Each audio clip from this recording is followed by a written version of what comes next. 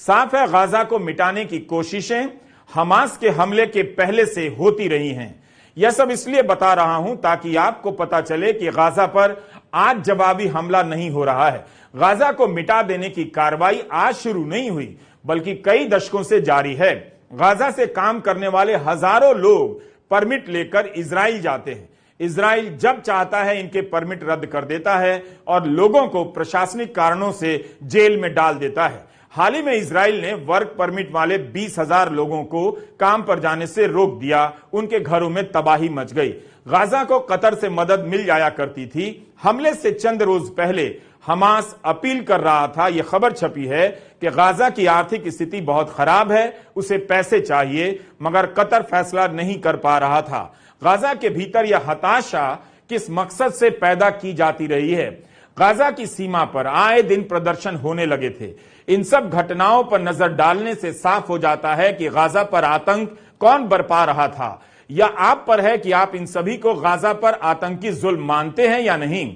यह सब इसलिए बता रहा हूं कि इजराइल के प्रधानमंत्री नेतन्याहू कह रहे हैं कि वे युद्ध नहीं चाहते थे, उन पर युद्ध थोपा गया है। लेकिन यह सही नहीं लगता। गाजा पर इजराइल का हमला वाकई बहुत बड़ा है, मगर निश्चित रूप से पहला नहीं है। अलग अलग स्केल पर गाजा से लेकर वेस्ट बैंक के इलाके में लोगों के मारे जाने की संख्या बता रही है कि इजराइल ने हमेशा ही युद्ध किया है। इजराइल गाजा ही नहीं, वेस्ट बैंक के इलाके में हमेशा से युद्ध करता रहा। इजराइल को गाजा की चिंता नहीं है। इस बार वह अगले कई दशकों तक के लिए गाजा की सूरत बिगाड़ देना चाहता है। इसलिए आज दुनिया के सामने सबसे बड़ा सवाल है कि गाजा में रहने वाले 23 लाख लोग क्या मिटा दिए जाएंगे। गाजा पट्टी की लंबाई 41 किलोमीटर है और चौड़ाई मात्र 12 किलोमीटर। एक जगह पर तो चौड़ाई मात्र 6 किलोमीटर रह गई है। दिल्ली से 4 गुना छोटी सी जगह में 23 लाख लोग रहते हैं। यह धरती पर तीसरी ऐसी जगह है जहां आबादी का घनत्व सबसे अधिक है। इस जगह का आकार बताता है कि किस तरह यहां रहने वाले लोगों को धक्का देकर इतनी छोटी सी जगह में ठूंस दिया गया है और हवा पानी बंद कर दिया गया। इसलिए इसे दुनिया की सबसे बड़ी खुली जेल कहा जाता है। इजराइल लोगों से कह रहा है कि वह गाजा छोड़ दें, मगर यह नहीं बताता कि छोड़कर कहां जाएं, किस रास्ते से जाएं। क्या इजराइल उन्हें अपनी जमीन से कहीं और जाने का रास्ता देगा? उन्हें कौन संरक्षण देगा? संयुक्त राष्ट्र ने तो यह भी कहा है कि इस समय जो लड़ाई हुई है वो शून्य से पैदा नहीं हुई, बल्कि दशकों तक फिलिस्तीन के इलाके के कब्जे की स्थिति से पैदा हुई है। यह वो बयान है जो इजराइल के प्रधानमंत्री नेतन्याहू के बयान की अपने आप आलोचना कर देता है। नेतन्याहू ने कहा कि हमने युद्ध नहीं शुरू किया, लेकिन अब हम इसे खत्म करेंगे। यह बयान न केवल इस मामले में बल्कि ऐतिहासिक रूप से भी गलत है। नेतन्याहू को पता है कि गाजा के सभी 23 लाख लोग हमास के समर्थक नहीं हैं और ना ही हमास के लड़ाके हैं, जबकि गाजा के ही कई लोगों ने मीडिया से कहा कि वे ना तो हमास के सदस्य हैं और ना ही फिलिस्तीन अथॉरिटी के।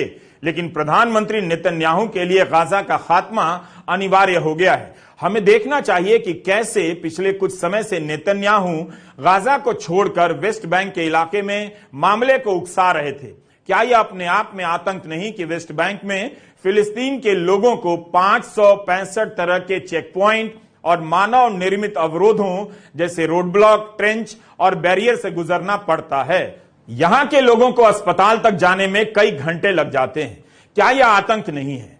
इस इलाके के जानकार फजलुर रहमान सिद्दीकी ने बताया कि वेस्ट बैंक में उकसाने के कई प्रयास हुए हैं। गाजा से इजरायलियों को निकालकर वेस्ट बैंक की तरफ बसाया गया। गाजा में एक भी इजरायली नहीं बचा।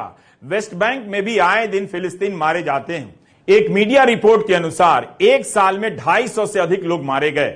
चूंकि एक एक कर लोग मारे गए, इसलिए इनका बेमौत मारा जाना दुनिया की नजर में नहीं आया। 2023 के 10 महीनों में ही इजरायली सुरक्षा बलों ने वेस्ट बैंक में करीब 40 बच्चों की हत्याएं की हैं। इजराइल के मंत्रियों के बयान आने लगे कि वेस्ट बैंक पर चलने का पहला हक इजरायलियों का है, अरबों का नहीं। यहां के जेरूसलम में मस्जिद अल अक्सा है। वहां पर नेतन्याहू की सेना और पुलिस के लोग नमाजियों को तंग करने लगे। इस तरह से सारा ध्यान वेस्ट बैंक पर था ताकि यहां तनाव पैदा कर इजराइल के लोगों को सुरक्षा के नाम पर नेतन्याहू अपने पीछे एकजुट कर सके।